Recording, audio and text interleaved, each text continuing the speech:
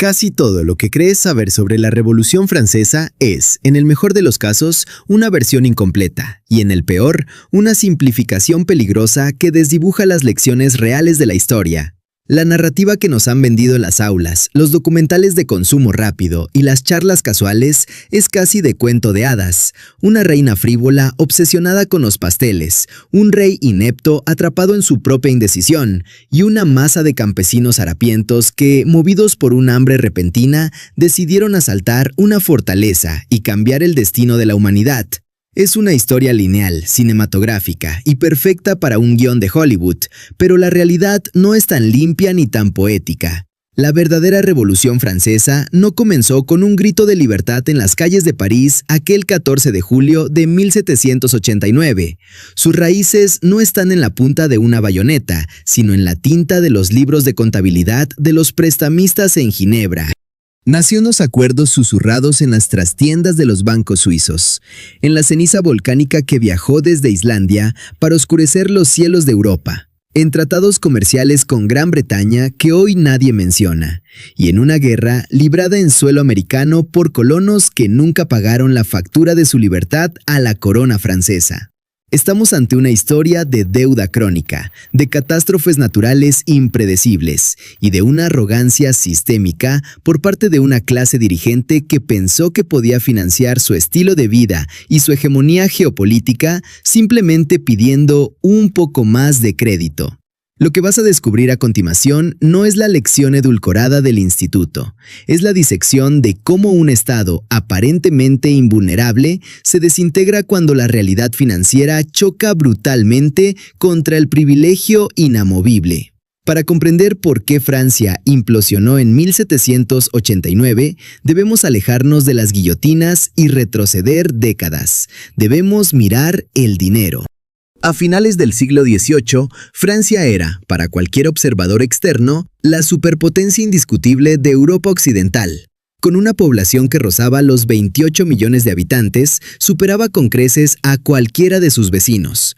Poseía el ejército más profesional, un imperio colonial que extendía sus tentáculos por 3 continentes y una influencia cultural tan vasta que el francés no era solo un idioma, sino la moneda de cambio de la diplomacia y la alta cultura. Versalles no era solo un palacio. Era el centro del sol alrededor del cual orbitaba toda la aristocracia europea. Sin embargo, bajo este barniz de oro y seda, el sistema fiscal francés era un cadáver putrefacto. Era una arquitectura medieval de parches, exenciones y privilegios que nadie tenía la voluntad de demoler. La estructura social de Francia estaba rígidamente dividida en 3 estamentos, una jerarquía que dictaba no solo quién tenías derecho a ser, sino, sobre todo, quién debía pagar las facturas del reino. En la cima estaba el primer estamento, el clero. Poseían el 10% de las tierras más productivas de Francia, pero no pagaban impuestos directos. Su contribución a las arcas del Estado era un regalo voluntario, el don gratuit, que ellos mismos decidían cada 5 años. No había auditoría, no había presión, solo la benevolencia de la Iglesia hacia un rey que rara vez se atrevía a pedir más. Luego estaba el segundo estamento, la nobleza. Dueños de la mayor parte del suelo francés y de los cargos de poder, vivían en un oasis de exención fiscal. La taille, el impuesto principal sobre la tierra y los ingresos, no les afectaba. Para un noble, pagar impuestos no era solo una carga económica, era una deshonra social, una señal de que uno era un plebeyo. Así, el motor económico del país estaba diseñado para ignorar a quienes más riqueza acumulaban. Todo el peso del Estado, desde las guerras de expansión hasta las fiestas en Versalles, recaía sobre el tercer estamento. Este grupo representaba el 98% de la población.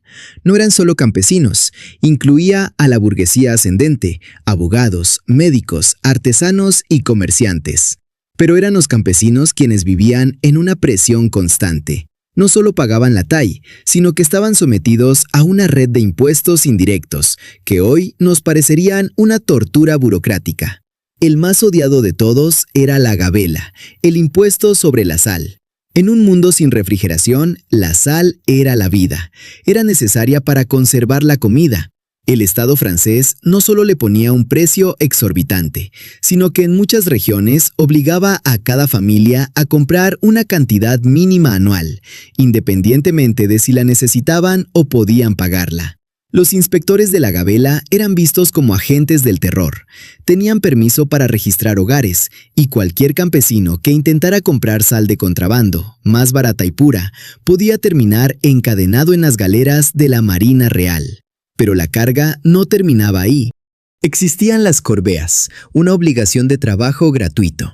Imagina ser un campesino en la época crítica de la cosecha y ser arrancado de tu campo por ley para reparar los caminos por los que pasarían los carruajes del señor local. A esto se sumaba el diezmo eclesiástico, que se llevaba el 10% de tu producción antes de que pudieras siquiera pensar en alimentar a tus hijos. Esta no era una situación de mala gestión accidental, era la lógica interna del sistema, una lógica que extraía hasta la última gota de sudor de los que menos tenían para alimentar una maquinaria de lujo y guerra que se negaba a reformarse. El bloqueo era total, el rey necesitaba dinero, pero las instituciones que debían aprobar nuevos impuestos, los llamados parlements, estaban controladas por la nobleza. Y la nobleza nunca votaría en contra de sus propios bolsillos.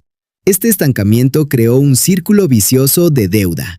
Para financiar el Estado sin gravar a los ricos, los reyes franceses recurrieron al endeudamiento sistemático. Luis XIV, el Rey Sol, dejó una herencia de deudas astronómicas tras sus guerras de gloria. Luis XV, su sucesor, no solo no las redujo, sino que las aumentó tras perder la catastrófica Guerra de los 7 Años contra Gran Bretaña, una derrota que le costó a Francia casi todas sus posesiones en América del Norte y la India. Cuando el joven Luis XVI ascendió al trono en 1774, con solo 20 años, heredó un país que era una bomba de relojería financiera. Era un hombre que prefería la caza y la cerrajería a la política, atrapado entre una corte que exigía mantener sus privilegios y un pueblo que ya no podía dar más de sí. Lo que nadie sospechaba en Versalles es que el empujón definitivo hacia el abismo vendría de una decisión que en su momento pareció una brillante jugada estratégica: ayudar a unos colonos rebeldes al otro lado del Océano Atlántico.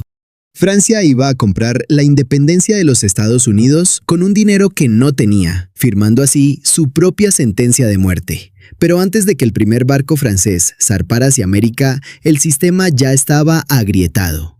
La verdadera historia de la revolución es la historia de cómo esas grietas se convirtieron en fallas geológicas cuando el clima, el hambre y el engaño financiero entraron en juego.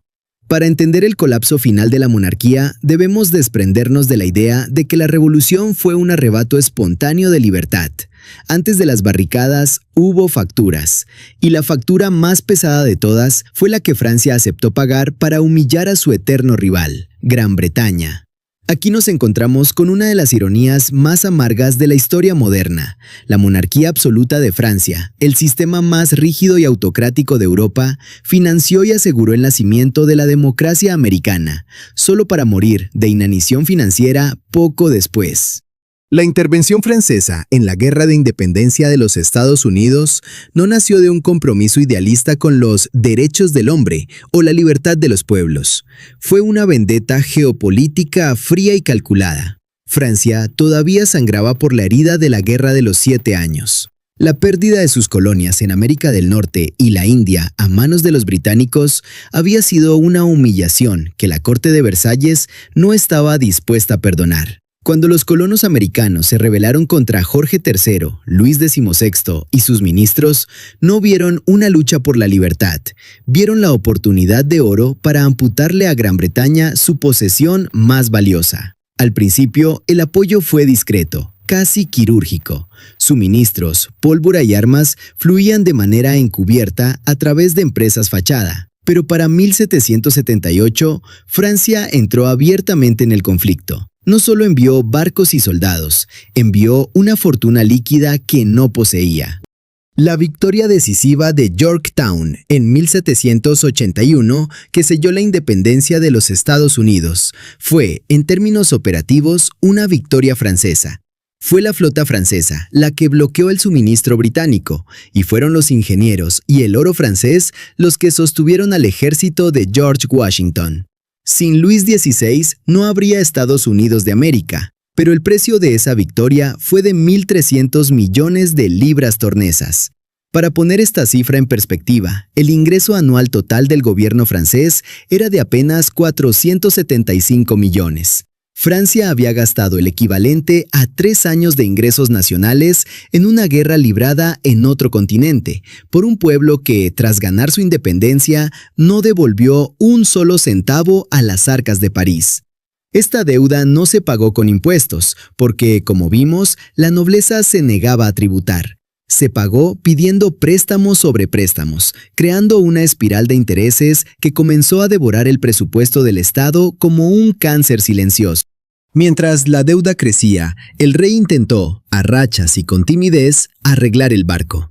El primero en intentarlo seriamente fue Anne Robert Jacques Turgot, un economista de una brillantez casi profética. Turgot fue nombrado Controlador General de Finanzas en 1774 y su diagnóstico fue demoledor. El sistema estaba muerto. Su lema era: ni bancarrota, ni aumento de impuestos, ni más préstamos. Su solución era la austeridad radical y la liberalización del comercio. Turgot entendía que la única forma de salvar a Francia era rompiendo los monopolios y las estructuras medievales. Abolió las corbeas, el trabajo forzado, y, lo más polémico de todo, liberalizó el mercado de granos. Él creía en la libertad de mercado, pero la teoría chocó contra un invierno cruel. Al liberar los precios del grano, el pan subió de forma estrepitosa en París. El resultado no fue el equilibrio económico, sino la Guerra de las Harinas de 1775, una ola de más de 300 disturbios en 3 semanas donde la gente hambrienta saqueaba panaderías y graneros. La nobleza y los parlamentos, que odiaban a Turgot porque sus reformas amenazaban sus privilegios, usaron el caos para exigir su cabeza. En 1776, Luis XVI, cediendo a la presión de la corte, lo despidió. La lección fue clara. En Francia, quien intentara salvar al sistema sería destruido por el sistema. Es en este vacío de poder y desesperación donde entra Jacques Necker, el hombre que muchos consideran el catalizador final del desastre, no por maldad, sino por un exceso de ingenio contable. Necker era un banquero protestante de Ginebra, un outsider con una imagen de eficiencia impecable. A diferencia de Turgot, Necker no quería pelear con la nobleza. Su estrategia fue seducir al mercado. Necker financió la guerra americana con una sofisticación financiera sin precedentes. En lugar de subir impuestos, diseñó préstamos con tasas de interés atractivas para los banqueros europeos, convenciendo a todos de que Francia era solvente. Necker era un maestro de las relaciones públicas. Sabía que la confianza es la moneda real de la economía. Pero esa confianza se basaba en un espejismo. En enero de 1781, Necker cometió el acto más audaz y peligroso de su carrera. Publicó el Compte Rendu au Roi, el primer informe público sobre las finanzas del reino. Fue un éxito de ventas masivo. Más de 100.000 copias se vendieron en semanas. El pueblo francés, que nunca había tenido acceso a los secretos de la corona, creyó que finalmente había un hombre transparente en Versalles. Sin embargo, el informe era una obra maestra del engaño. Necker maquilló las cuentas, eliminó los gastos extraordinarios de la guerra americana y presentó un superávit ficticio de 10 millones de libras. En realidad, Francia se hundía en un déficit real de 70 millones. Este engaño tuvo consecuencias fatales. Primero, el rey y el público se relajaron, pensando que las cosas no estaban tan mal. Segundo, cuando los ministros posteriores intentaron decir la verdad, que el país estaba en la quiebra, nadie les creyó. El pueblo comparaba las cifras sombrías con la ficción optimista de Necker y concluía que los nuevos ministros simplemente querían robarles. Necker había roto la última fibra de confianza entre el Estado y la ciudadanía. Además, el Compte Rendu creó un monstruo que la monarquía no pudo controlar, la opinión pública políticamente comprometida. Por primera vez, los ciudadanos sentían que tenían derecho a opinar sobre cómo se gastaba su dinero. Las finanzas, antes un secreto místico del rey, se convirtieron en un tema de debate en los cafés de París. La mística del absolutismo se había roto. Para mayo de 1781, las intrigas en la corte, especialmente de aquellos que veían con horror que un banquero extranjero revelara secretos de Estado, llevaron a la renuncia de Necker. Pero el daño estaba hecho, había dejado una montaña de deuda con intereses impagables y una población que creía en un superávit inexistente. Francia estaba ahora en una posición donde cualquier choque externo, una mala cosecha, una crisis comercial o un desastre natural ya no sería solo un bache, sino el detonante de un colapso total. Y justo cuando la economía estaba más frágil, cuando la confianza estaba más rota y cuando el gobierno estaba más paralizado, la naturaleza decidió intervenir desde una isla remota en el Atlántico Norte. El volcán Laki estaba a punto de despertar, y con él, el hambre que finalmente derribaría los muros de la Bastilla. A menudo, los libros de historia cometen el error de tratar los asuntos humanos como si ocurrieran en un vacío, aislados de las fuerzas ciegas y brutales de la naturaleza. Nos enseñan que la revolución fue un choque de ideas y de clases, pero olvidan que el hambre no lee panfletos filosóficos. Para que la crisis fiscal de Luis XVI y el engaño contable de Necker se transformaran en una catástrofe social, hizo falta un catalizador externo, algo que nadie en Versalles podía prever, y mucho menos controlar. Ese factor no vino de una asamblea política, sino de las profundidades de la tierra, a miles de kilómetros de distancia. En junio de 1783, mientras los diplomáticos en París celebraban el fin de la guerra en América, una fisura volcánica conocida como Laki en Islandia entró en erupción. No fue una explosión volcánica convencional, de esas que lanzan una columna de ceniza y luego se apagan. Fue una hemorragia de la Tierra que duró 8 meses. Laki expulsó una cantidad inimaginable de gases tóxicos. Se estima que 120 millones de toneladas de dióxido de azufre fueron lanzadas a la atmósfera. Lo que siguió fue un desastre medioambiental que cambió el rostro de Europa y selló el destino de la monarquía francesa. Una niebla seca y sulfurosa se extendió sobre el continente. Los cronistas de la época describen un sol de color sangre que apenas lograba atravesar una bruma espesa y asfixiante que olía a huevos podridos. En los campos de Francia, el aire se volvió corrosivo, la gente caía enferma de los pulmones y el ganado moría en los prados. Pero lo peor no fue la toxicidad directa, sino el caos climático que la inyección de azufre provocó en el hemisferio norte. El azufre bloqueó la radiación solar, alterando los patrones de viento y lluvia de manera errática y violenta. Francia era, ante todo, una nación agrícola. El 80% de su población dependía directamente de la tierra. El grano, el trigo y el centeno era el sistema circulatorio del país. Si el grano fluía, el país respiraba. Si el grano escaseaba, el sistema colapsaba. Y a partir de 1783, el clima entró en una espiral de inestabilidad salvaje. Los veranos de la década de 1780 se volvieron impredecibles. El verano de 1783 fue uno de los más calurosos de los que se tenía registro, generando tormentas eléctricas tan violentas que los campesinos creyeron que el fin del mundo había llegado. A esos veranos de calor extremo le seguían inviernos tan brutales que los ríos se congelaban de orilla a orilla, impidiendo el funcionamiento de los molinos y paralizando el transporte de alimentos. Durante años, la agricultura francesa recibió golpe tras golpe. En 1784, las inundaciones arrasaron los cultivos que habían sobrevivido a la sequía. En 1785, una sequía persistente diezmó el ganado, eliminando la principal fuente de abono y transporte para los campesinos. Para 1787 hubo un breve respiro, un espejismo de normalidad que permitió una cosecha aceptable, pero la reserva de esperanza se agotó pronto. El golpe de gracia, el evento que transformó la desesperación en furia revolucionaria, llegó en 1788. La primavera de 1788 fue inusualmente seca, dejando los campos debilitados. Pero lo que ocurrió el 13 de julio de 1788 quedó grabado en la memoria colectiva como una maldición bíblica. Una tormenta de granizo de proporciones apocalípticas cruzó el corazón de Francia, desde el suroeste hasta el norte, arrasando la cuenca de París, el granero de la nación. Los testimonios hablan de piedras de hielo del tamaño de un puño, que caían con tal violencia que mataban hombres y caballos en el acto.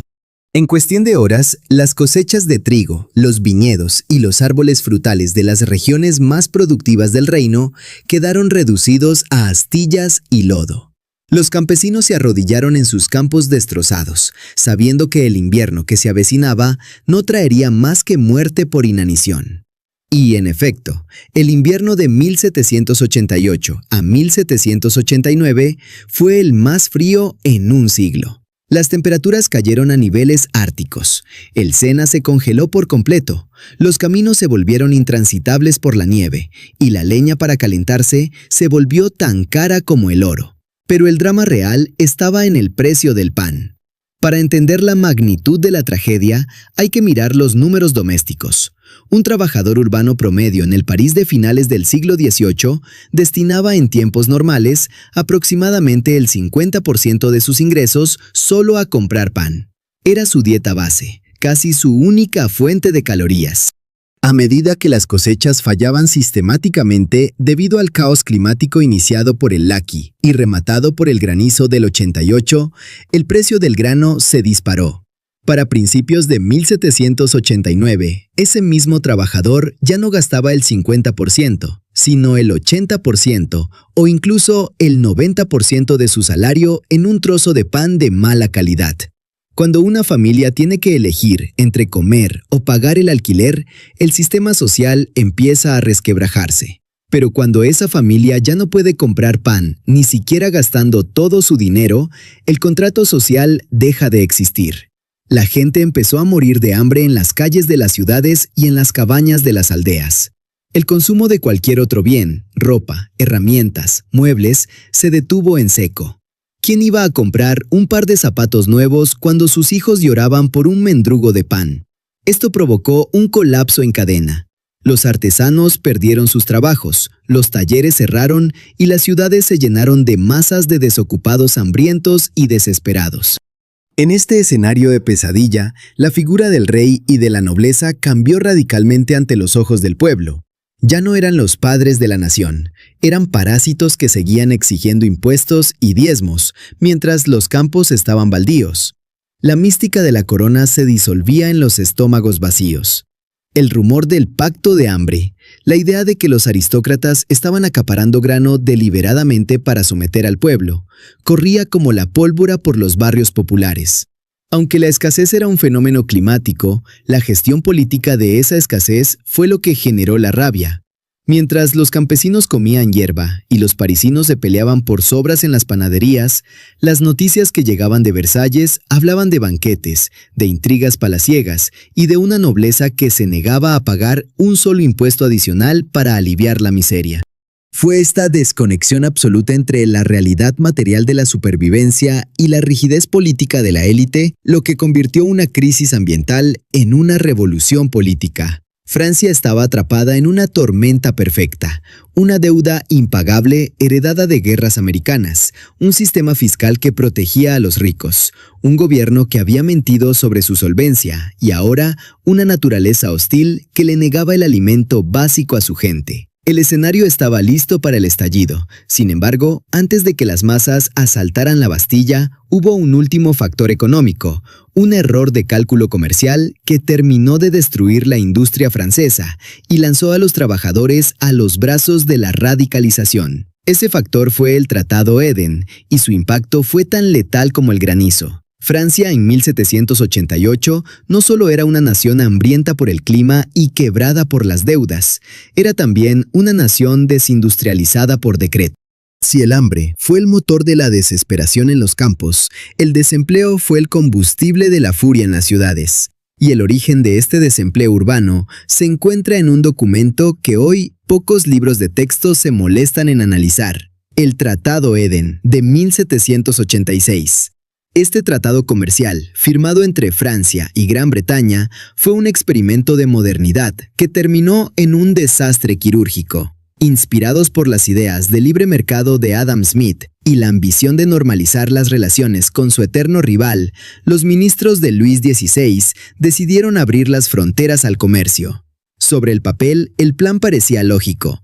Francia reduciría los aranceles a los productos manufacturados británicos, especialmente textiles y metalurgia, y a cambio, Gran Bretaña facilitaría la entrada de vinos y productos de lujo franceses. Era un intercambio de ventajas comparativas que buscaba modernizar la economía gala a través de la competencia. Sin embargo, los burócratas de Versalles ignoraron una realidad tecnológica brutal. Mientras Francia seguía produciendo textiles de manera mayoritariamente manual y artesanal, Gran Bretaña ya estaba en las garras de la revolución industrial. Las máquinas de vapor y los telares mecánicos británicos permitían producir telas a una fracción del costo y en volúmenes que los talleres de Lyon, Rouen o Amiens no podían soñar con igualar. Cuando las barreras arancelarias cayeron, los productos británicos baratos inundaron el mercado francés como un tsunami. El resultado fue una masacre económica. En cuestión de meses, miles de talleres textiles franceses se vieron obligados a cerrar sus puertas. Los telares quedaron en silencio y las calles se llenaron de hombres y mujeres que, de la noche a la mañana, habían perdido su única fuente de sustento. Para 1788, el desempleo en las grandes ciudades industriales francesas era asfixiante. Lo que hace que este factor sea tan explosivo es su sincronización con la crisis agrícola. La gente perdía su trabajo exactamente en el mismo momento en que el precio del pan se duplicaba. Las ciudades se convirtieron en polvorines de trabajadores desempleados, hambrientos y con mucho tiempo para escuchar a los agitadores en los cafés. El Tratado Eden fue el regalo de despedida que la monarquía se hizo a sí misma, destruyendo la lealtad de la clase trabajadora urbana antes de que la primera piedra de la Bastilla fuera siquiera tocada. En este punto del desastre, el reino necesitaba desesperadamente un milagro. Entra en escena Charles Alexandre de Calonne, el nuevo controlador general de finanzas. Calonne no era un austero como Turgot, ni un ilusionista como Necker. Era un hombre de mundo que comprendía que el sistema de préstamos había llegado a su límite biológico. Cuando Calonne se sentó a revisar los libros de contabilidad reales en 1786, lo que encontró no fue solo un déficit, sino una sentencia de muerte matemática. La deuda acumulada rozaba los 4.000 millones de libras tornesas. Lo más aterrador era que más del 50% de todos los ingresos del Estado se destinaban exclusivamente a pagar los intereses de esa deuda. Francia no estaba pagando la deuda. Estaba pidiendo prestado para pagar los intereses de lo que ya debía. Era una espiral de muerte financiera de la que no se podía salir con recortes cosméticos. Calonne comprendió que solo había una salida, una reforma fiscal radical que terminara con los privilegios de la nobleza y el clero. Su propuesta fue la subvención territorial, un impuesto sobre la tierra que debería pagar todo propietario, sin importar si tenía un título nobiliario o una mitra eclesiástica. Pero Calonne sabía algo más. Sabía que los parlements, los tribunales de justicia controlados por la aristocracia, bloquearían cualquier ley que les obligara a pagar. Así que, en un movimiento desesperado, convenció al rey de convocar algo que no se veía en Francia desde hacía más de un siglo, una asamblea de notables. El cálculo de Calonne era tan audaz como ingenuo. Reuniría a 144 de los hombres más poderosos del reino, príncipes, duques, arzobispos, y les explicaría la gravedad del abismo. Pensó que, ante la amenaza de un colapso total del Estado, su sentido del patriotismo o su instinto de supervivencia les obligaría a aceptar los nuevos impuestos. Fue el mayor error de cálculo político de la década. Cuando la Asamblea de Notables se reunió en febrero de 1787, Calonne cometió el pecado de la honestidad. Les mostró las cifras reales del déficit, exponiendo la magnitud de la quiebra que Necker había ocultado años atrás. Pero la nobleza no reaccionó con sacrificio, sino con indignación. En lugar de aceptar el impuesto territorial, atacaron a Calonne, le acusaron de despilfarro y mala gestión. Aquí presenciamos un cinismo histórico impresionante. Los mismos nobles que habían bloqueado cada reforma durante décadas se presentaron de repente como defensores del pueblo, contra la tiranía del rey y sus ministros. Su lógica era perversa. Se negaron a pagar impuestos alegando que solo la nación entera tenía derecho a aprobar tales medidas. Fue en este momento cuando la aristocracia lanzó el boomerang que terminaría por decapitarlos. Exigieron la convocatoria de los Estados Generales, una asamblea de los tres estamentos que no se reunía desde 1614. Los notables no pedían los Estados Generales porque creyeran en la democracia o en los derechos del Tercer Estamento. Al contrario, los pedían porque confiaban en que, bajo las reglas antiguas, la nobleza y el clero siempre tendrían 2 votos contra 1 del pueblo. Creían que los Estados Generales serían la herramienta definitiva para paralizar al rey y mantener su oasis de privilegios. Fue un acto de arrogancia ciega, un suicidio político ejecutado con elegancia. Al convocar a la nación para proteger sus billeteras, abrieron una caja de Pandora que ya no podrían cerrar. Luis XVI, debilitado y confundido, cedió. Destituyó a Calonne y en un acto de rendición total volvió a llamar a Necker, el único hombre en quien el público aún confiaba, gracias a sus mentiras anteriores. El anuncio se hizo oficial. Los Estados Generales se reunirían en mayo de 1789. Francia entró entonces en un estado de efervescencia política sin precedentes. Mientras el invierno de 1788 congelaba los ríos y mataba de hambre a los campesinos, el país se llenaba de panfletos. El más famoso de todos, escrito por el abate Sieyès, planteaba la pregunta que definiría el siglo. ¿Qué es el Tercer Estamento? Todo. ¿Qué ha sido hasta ahora en el orden político? Nada. ¿Qué pide? Llegar a hacer algo. La estructura del antiguo régimen ya estaba muerta. Lo que quedaba en pie era solo una cáscara vacía sostenida por la inercia. La deuda, el hambre provocada por el laqui, el desempleo causado por el Tratado Eden y la intransigencia de la nobleza habían creado una masa crítica. Los Estados Generales no serían el lugar de la reconciliación, sino el escenario donde el Tercer Estamento comprendería que ellos no eran solo una parte de Francia, sino la nación misma. El cuento de hadas de Versalles estaba a punto de terminar con el sonido de miles de botas marchando hacia la historia. Mayo de 1789. El aire en Versalles estaba cargado de una electricidad estática que hacía que incluso los cortesanos más veteranos se sintieran incómodos. Después de 175 años de silencio, los Estados Generales se abrían en una ceremonia de una pomposidad casi asfixiante. Por las calles de la Ciudad del Sol desfilaban los 3 órdenes del reino. El clero, envuelto en sedas y encajes eclesiásticos, la nobleza, luciendo sus plumas y espadas, y el Tercer Estamento, una masa vestida de negro riguroso, representando a los 26 millones de franceses que no tenían título ni mitra. Desde el primer minuto, quedó claro que la corte de Luis XVI no entendía el país que pretendía gobernar. El protocolo fue diseñado para humillar. Mientras los nobles eran recibidos con puertas abiertas de par en par, los representantes del Tercer Estamento fueron obligados a esperar horas bajo la lluvia antes de entrar por puertas laterales. Pero lo que estaba en juego no era solo el orgullo, era la mecánica misma del poder. La gran pregunta que flotaba sobre la asamblea era, ¿cómo se votaría? Bajo las reglas medievales de 1614, cada estamento tenía un voto. Era el mecanismo perfecto para el inmovilismo. La nobleza y el clero, unidos por sus intereses y sus exenciones fiscales, siempre sumarían 2 votos frente al voto único de los comunes. Era una trampa matemática que garantizaba que nada cambiaría. Pero el Tercer Estamento ya no era la masa dócil del siglo pasado. Estaba liderado por abogados brillantes, comerciantes que entendían de balances y burgueses que habían leído a los filósofos de la Ilustración mientras veían cómo sus negocios se hundían por la deuda del rey. El 17 de junio de 1789 ocurrió el primer gran acto de la revolución, y no fue con armas, sino con palabras. El tercer estamento, consciente de que ellos representaban al 98% de la nación, se declaró a sí mismo Asamblea Nacional. Fue un desafío directo a la soberanía del rey. Estaban afirmando que la legitimidad del poder no descendía de Dios hacia el monarca, sino que emanaba del pueblo hacia sus representantes.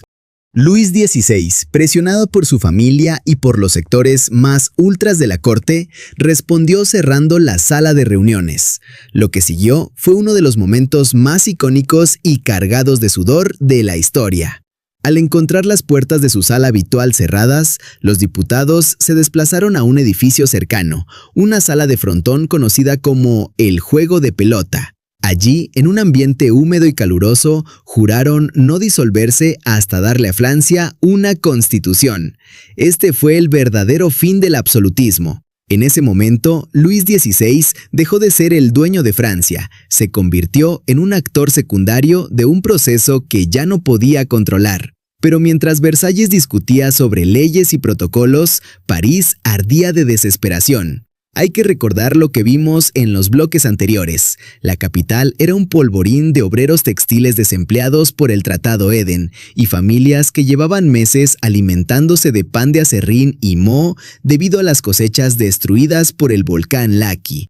El hambre no tiene paciencia para debates constitucionales. Cuando Luis XVI cometió el error fatal de destituir a Jacques Necker el 11 de julio, la ciudad explotó. Para el pueblo de París, Necker era el único hombre en el gobierno que se preocupaba por el precio del pan, una imagen que el banquero suizo había cultivado con maestría, a pesar de sus sombras financieras. Su despido fue interpretado como el inicio de un golpe de estado aristocrático. El rumor de que el ejército real marchaba sobre París para masacrar a la población y disolver la asamblea se extendió por los cafés y los mercados. La gente necesitaba armas para defenderse y sabía dónde estaban. El 14 de julio de 1789, la multitud se dirigió a la Bastilla. La versión popular nos dice que fueron a liberar prisioneros, pero la realidad es mucho más estratégica y sombría.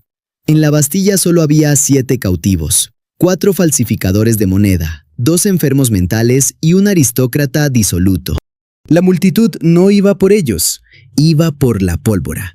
Necesitaban los suministros almacenados en los sótanos de la fortaleza para cargar los fusiles que habían saqueado previamente del Hospital de los Inválidos.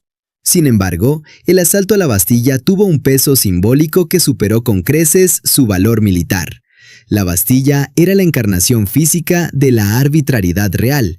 Era el lugar donde las lettres de cachet, esas cartas selladas con las que el rey podía encarcelar a cualquiera indefinidamente, sin juicio ni explicación, se hacían piedra.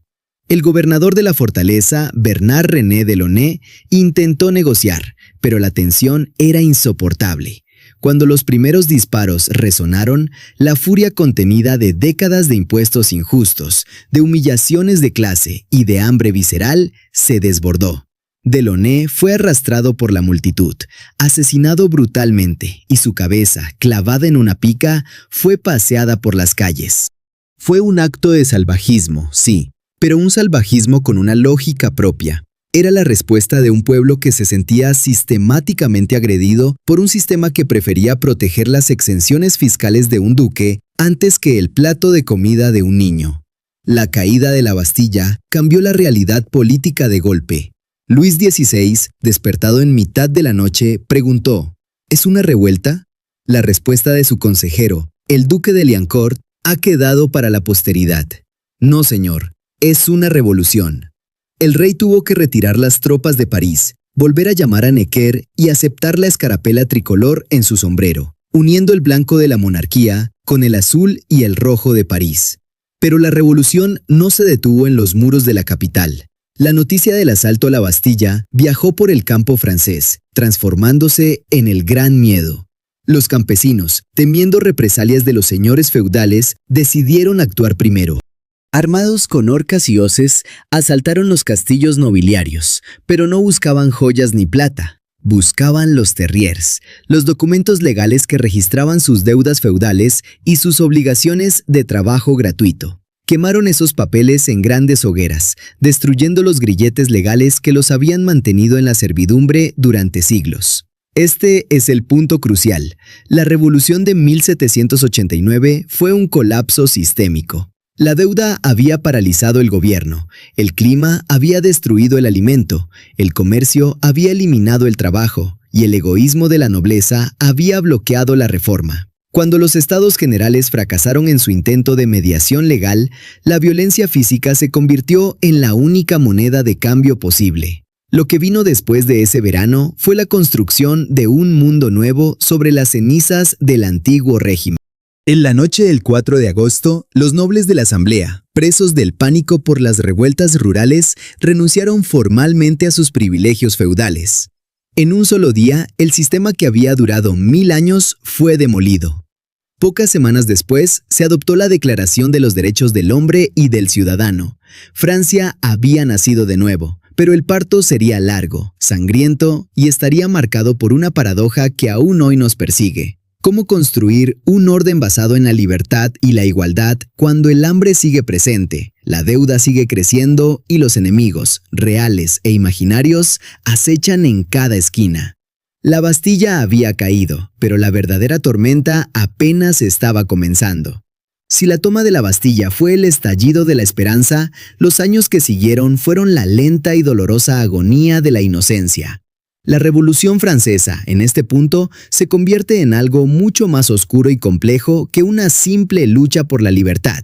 Se transforma en una lección brutal sobre lo que ocurre cuando un sistema colapsa por completo, y el vacío de poder es llenado por la paranoia, la guerra exterior y la búsqueda de una pureza ideológica imposible. La historia que nos cuentan suele saltar de la Bastilla a la ejecución del rey como si fuera un paso inevitable. Pero lo que ocurrió entre medias fue una serie de decisiones desesperadas que convirtieron una reforma política en un baño de sangre. Para 1791, Francia intentaba ser una monarquía constitucional. El rey seguía en el trono, pero su poder estaba limitado por la ley. Sin embargo, el contrato social estaba herido de muerte. La familia real, prisionera de facto en el Palacio de las Tullerías en París, vivía en un estado de terror constante. Luis XVI, un hombre que nunca quiso ser un monarca absoluto de hierro, pero que tampoco sabía ser un ciudadano, tomó la decisión que sellaría su destino: la huida a Varennes. En junio de 1791, el rey y su familia intentaron escapar de noche, disfrazados, hacia la frontera con el Sacro Imperio Romano Germánico, donde esperaban unirse a tropas leales y a ejércitos extranjeros para restaurar el antiguo orden. Fue un desastre logístico y político. Fueron capturados en un pequeño pueblo llamado Varennes y escoltados de vuelta a París bajo un silencio sepulcral de la multitud. Este evento lo cambió todo. Para el pueblo francés, el rey ya no era el padre de la nación, era un traidor que había intentado abandonar a su gente para volver con bayonetas extranjeras. La mística de la corona se evaporó esa noche en una polvorienta carretera de postas.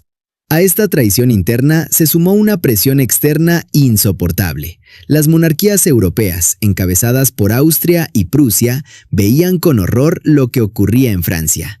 No era solo solidaridad monárquica, era miedo al contagio. Si los franceses podían cuestionar el derecho divino, ¿qué impediría que los súbditos en Viena, Berlín o Madrid hicieran lo mismo? En 1792, Francia entró en guerra contra estas potencias, una guerra que duraría, con breves interrupciones, más de 2 décadas.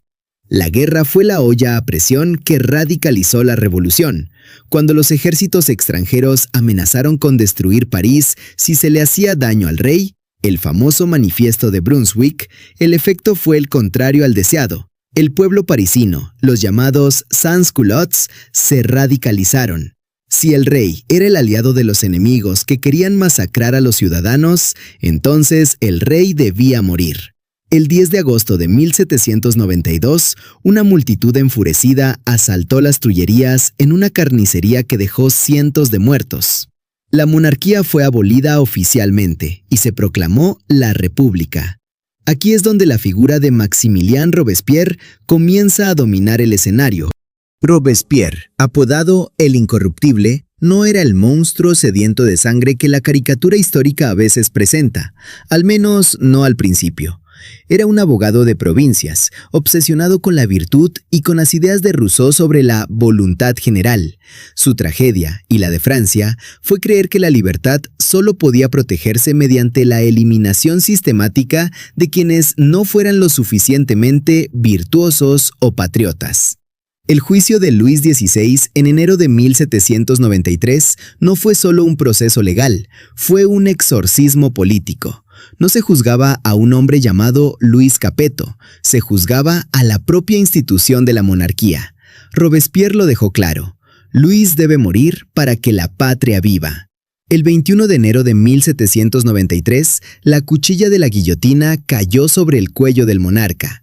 Fue un momento de ruptura total con el pasado. Francia había cortado el vínculo con lo sagrado, y el resto de Europa respondió con una coalición militar total contra la joven república. Pero el peligro no era solo exterior. Francia se desintegraba por dentro. La economía seguía en ruinas, la deuda que había causado la revolución no había desaparecido, y la inflación de los asignados, la nueva moneda de papel, estaba destruyendo la vida de los pobres. En la región de la Vendée estalló una guerra civil sangrienta entre los campesinos católicos y monárquicos y el gobierno revolucionario. Francia estaba asediada por todos los flancos. En este contexto de emergencia nacional nació el Comité de Salvación Pública, y con él, el terror. El terror, que duró aproximadamente de junio de 1793 a julio de 1794, fue la respuesta de un gobierno paranoico a una crisis absoluta.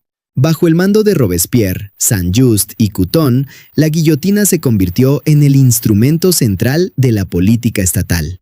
Se aprobó la Ley de Sospechosos, una medida tan vaga que prácticamente cualquier persona podía ser arrestada por su actitud, sus compañías o sus palabras.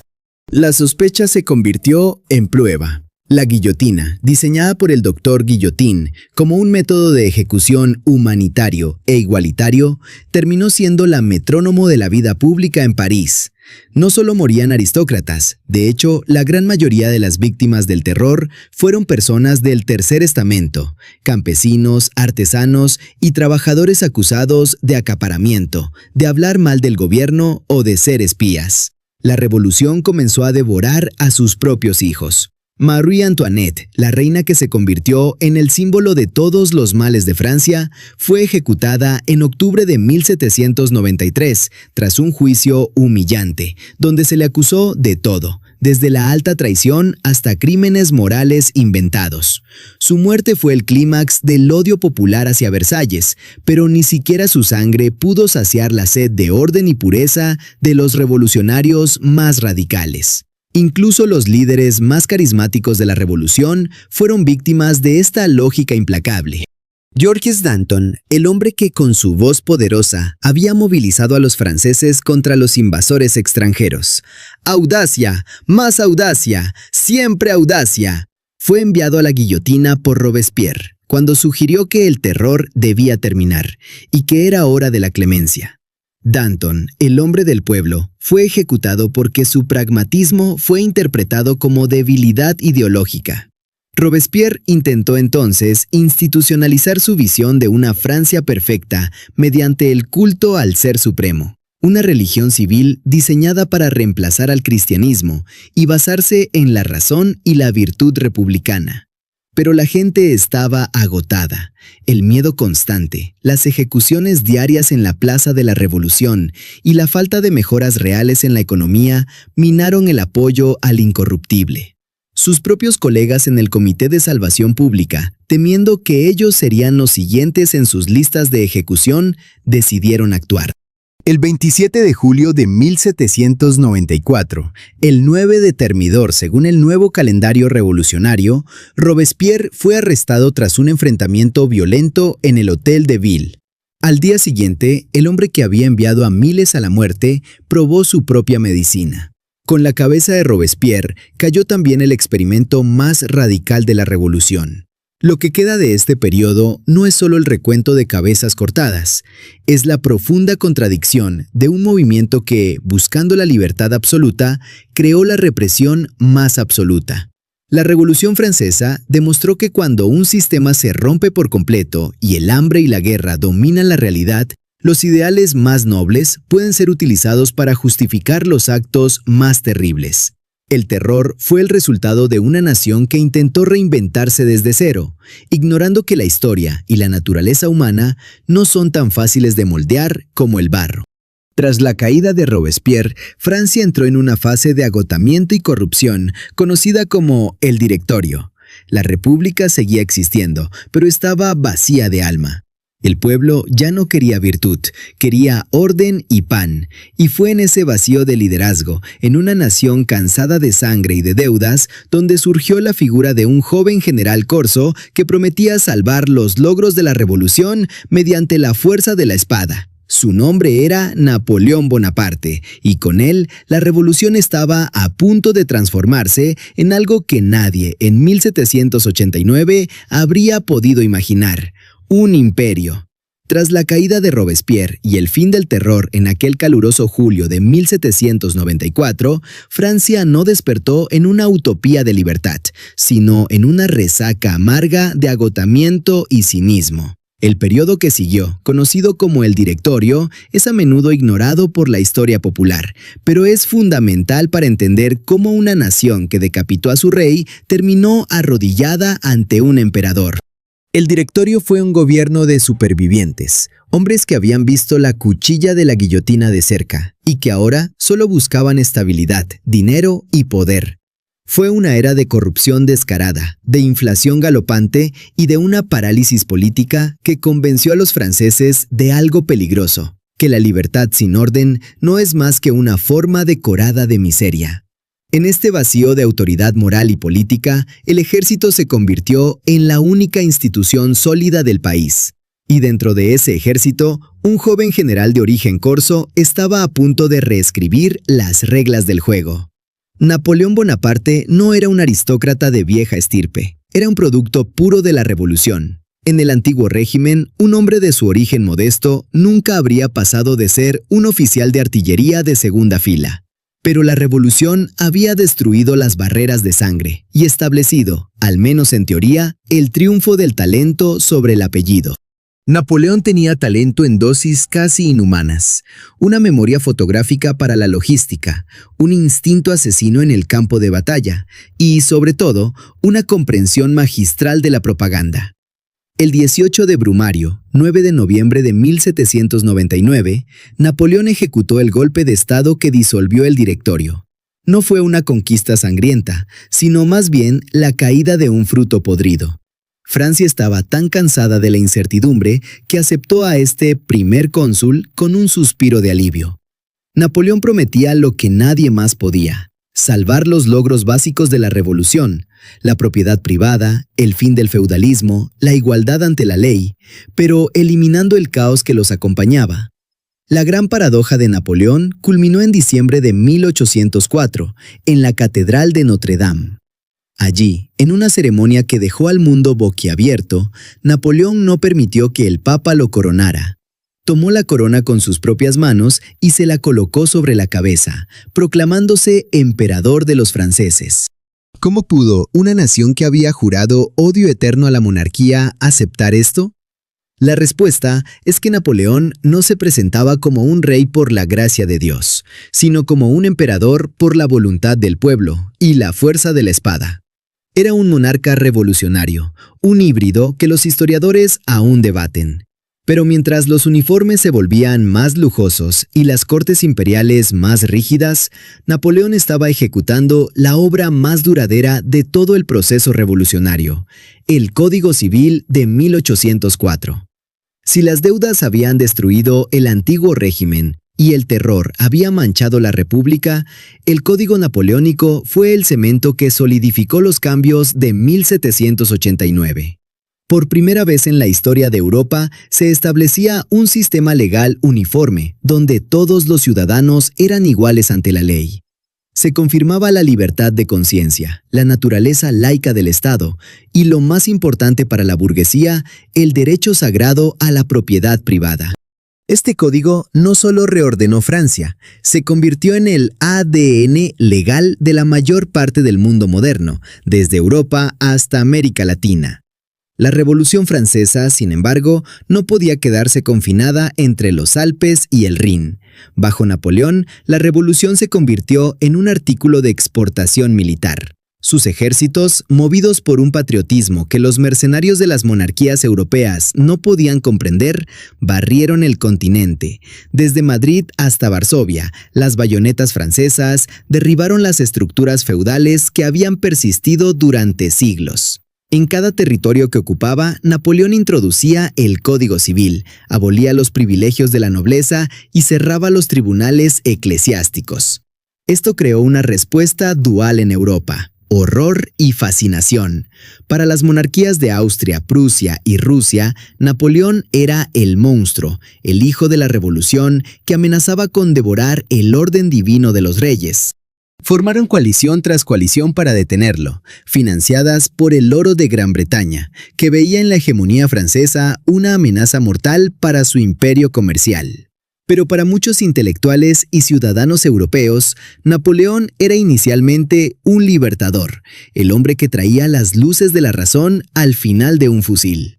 El impacto en España fue particularmente sísmico. La invasión napoleónica de 1808 y la colocación de José Bonaparte en el trono no solo provocaron una guerra de independencia brutal, sino que desencadenaron un vacío de poder que las colonias americanas aprovecharon. Los criollos en México, Caracas o Buenos Aires, que llevaban años leyendo panfletos revolucionarios franceses en secreto, vieron en el colapso de la monarquía española la señal que esperaban. La Revolución Francesa, filtrada a través de las guerras napoleónicas, fue el detonante directo de la independencia de América Latina. Bolívar, San Martín y otros líderes americanos fueron en gran medida herederos intelectuales de los eventos de París. Sin embargo, el sueño imperial de Napoleón tenía un límite biológico y geográfico. La campaña de Rusia en 1812, donde el gran ejército fue devorado por el frío, el hambre y la resistencia rusa, marcó el inicio del fin. Para 1815, tras la derrota definitiva en Waterloo, Napoleón fue exiliado a una roca en mitad del Atlántico. Las monarquías europeas se reunieron en el Congreso de Viena para intentar rebobinar la historia, devolviendo a los Borbones al trono francés y tratando de restaurar el viejo equilibrio de poder. Pero se engañaban, el mundo de antes de 1789 ya no existía. No se podía desaprender la idea de que un ciudadano tiene derechos, de que la ley debe ser igual para todos y de que el poder emana de la nación, no de la divinidad. La revolución había plantado semillas que, a pesar de la restauración monárquica, germinarían en las revoluciones de 1830 y 1848. La Revolución Francesa bajo Napoleón demostró que las ideas son más poderosas que las coronas, pero también que el costo de transformar una sociedad es inmenso. Francia pasó de ser una monarquía quebrada por la deuda a una república bañada en sangre, para terminar siendo un imperio que dominó a Europa antes de colapsar bajo su propio peso. Lo que quedó al final no fue solo el recuerdo de las batallas, sino un nuevo marco jurídico y mental. La modernidad había llegado, y no lo había hecho con la suavidad de un tratado, sino con la violencia de una tormenta que cambió para siempre la relación entre los gobernantes y los gobernados. Al cerrar el círculo de esta historia, debemos comprender que la Revolución Francesa no fue un evento monolítico ejecutado solo por hombres con peluca debatiendo en asambleas. Fue un proceso que desgarró cada fibra de la sociedad, y en ese desgarro hubo dimensiones que la historia oficial tardó siglos en reconocer plenamente. Si queremos entender por qué este evento sigue siendo el terremoto político más importante de la modernidad, debemos mirar hacia los márgenes, hacia las mujeres que iniciaron las marchas, hacia la fe que fue perseguida y hacia el desastre económico de una moneda que nació de la confiscación. La participación de las mujeres en la revolución es uno de los ejemplos más claros de cómo los factores materiales, el hambre y el precio del pan, se transforman en acción política directa. A menudo se olvida que fueron las vendedoras de los mercados de París, las mujeres trabajadoras de los barrios más pobres, quienes protagonizaron uno de los giros más decisivos del proceso, la Marcha sobre Versalles en octubre de 1789. Estas mujeres no marcharon movidas por abstractas teorías sobre la división de poderes de Montesquieu. Marcharon porque sus hijos morían de hambre, mientras la corte seguía viviendo en una burbuja de opulencia. Armadas con picas y cuchillos de cocina, caminaron bajo la lluvia hacia el palacio, rompieron el cerco real y obligaron al rey a regresar a París. Fue la fuerza femenina la que arrastró físicamente a la monarquía desde el aislamiento de Versalles hacia la realidad cruda de la capital. Sin embargo, la revolución fue profundamente ingrata con ellas. Olympe de Gouges, una de las mentes más lúcidas de la época, lo comprendió pronto. En 1791 publicó la Declaración de los Derechos de la Mujer y de la Ciudadana, señalando la hipocresía de una revolución que proclamaba la igualdad universal, pero excluía a la mitad de la población de los derechos políticos. Su coherencia le costó la vida. Durante el terror, fue enviada a la guillotina con el argumento de que había olvidado las virtudes de su sexo al inmiscuirse en la política. La revolución, en su etapa más radical, demostró que podía ser tan patriarcal y excluyente como el antiguo régimen al que pretendía sustituir. Otro frente de batalla fundamental fue la religión. La revolución no solo quería cambiar al rey, quería cambiar el alma de Francia. Para resolver la deuda catastrófica que hemos analizado desde el bloque 1, la Asamblea Nacional tomó una decisión sin precedentes: la nacionalización de todos los bienes de la Iglesia Católica. El Estado confiscó las tierras que representaban el 10% del suelo francés para usarlas como respaldo de una nueva moneda, los asignados. Este experimento financiero terminó en un desastre de proporciones épicas. Los asignados, que empezaron como bonos garantizados por tierras, se convirtieron pronto en papel moneda que el gobierno imprimía sin control para pagar sus guerras y su burocracia. El resultado fue una hiperinflación que destruyó los ahorros de la clase media y sumió a los pobres en una miseria aún más profunda que la que vivían bajo Luis XVI. Para 1796, el papel moneda no valía prácticamente nada, dejando una lección que aún resuena en la economía moderna. No se puede imprimir riqueza de la nada sin destruir la confianza en el sistema. Este ataque a la Iglesia y la posterior constitución civil del clero, que obligaba a los sacerdotes a jurar lealtad al Estado por encima de Roma, fracturó a Francia. En regiones como la Vendée, en el oeste del país, esta fractura llevó a una guerra civil genocida. Los campesinos, profundamente católicos y atados a sus tradiciones, se levantaron contra la República. La respuesta de París fue de una brutalidad sistemática. Miles de personas fueron ejecutadas en un conflicto que dejó cicatrices que aún hoy dividen la memoria histórica francesa. La revolución, en su afán por la razón, se encontró con una resistencia de fe que no pudo procesar sino mediante el exterminio. Llegados a este punto, debemos preguntarnos, ¿por qué la Revolución Francesa sigue siendo tan relevante hoy? ¿Por qué no es solo un montón de fechas y nombres en un libro de texto? Porque la revolución nos muestra el patrón de cómo colapsan las civilizaciones. No fue un accidente, fue una tormenta perfecta donde coincidieron 4 fallos sistémicos. La captura de las élites. Una nobleza y un clero que capturaron las instituciones y se negaron a ceder sus privilegios fiscales incluso cuando el país estaba en la quiebra técnica. La deuda impagable. Un Estado que se endeudó para financiar guerras de venganza geopolítica. América, y que dependía de préstamos constantes para pagar los intereses de préstamos anteriores. El shock ambiental, un desastre natural externo, el volcán Laki y el cambio climático de la década de 1780, que destruyó la base alimentaria del país en el momento de mayor debilidad financiera. El engaño financiero. Líderes como Necker que maquillaron las cuentas para dar una falsa sensación de solvencia, rompiendo la confianza de la población cuando la verdad finalmente salió a la luz. Cuando estos 4 factores colisionan, el contrato social se deshace. La Revolución Francesa nos enseña que las instituciones políticas son mucho más frágiles de lo que pensamos. Cuando la gente percibe que el sistema ya no está diseñado para protegerlos, sino para extraerles hasta la última gota de sudor, mientras las élites permanecen inmunes, la violencia deja de ser una opción y se convierte en una inevitabilidad.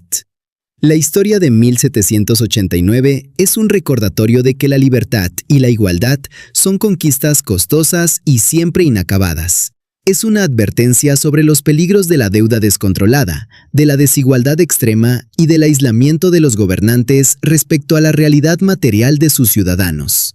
Napoleón pudo haber cerrado el ciclo con su código civil y su orden imperial, pero las preguntas que la revolución planteó sobre quién tiene derecho al poder, sobre cómo se distribuye la riqueza y sobre el papel del Estado en la vida del individuo siguen siendo las preguntas centrales de nuestra propia era. Casi todo lo que te enseñaron sobre la Revolución Francesa estaba incompleto porque se centraba en los héroes y en los villanos de caricatura. Pero la verdad es mucho más inquietante. Fue la historia de una sociedad sofisticada, la más poderosa de su tiempo, que colapsó bajo el peso de su propia arrogancia financiera y la rigidez de sus estructuras. La guillotina fue solo el final trágico de un proceso que comenzó mucho antes, en los libros de contabilidad vacíos y en los estómagos vacíos de un pueblo que ya no tenía nada que perder. En un mundo que hoy enfrenta deudas globales astronómicas, crisis climáticas impredecibles y una desconfianza creciente en las instituciones, la Revolución Francesa no es solo historia del pasado, es un espejo del futuro. Es la crónica de lo que sucede cuando un sistema prefiere romperse antes que reformarse. Y esa, quizás, sea la lección más importante que podemos extraer de aquel 14 de julio. Que el orden es siempre temporal, pero la búsqueda humana de justicia, aunque sea a través del caos, es inmarcesible.